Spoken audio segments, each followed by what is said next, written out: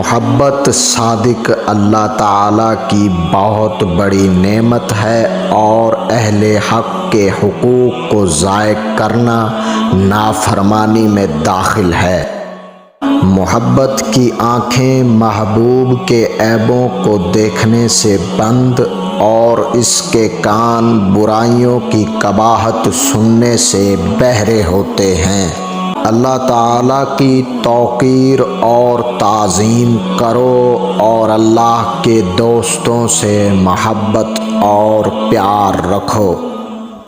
مال کی محبت دین کو سست اور یقین کو فاسد اور خراب کر دیتی ہے۔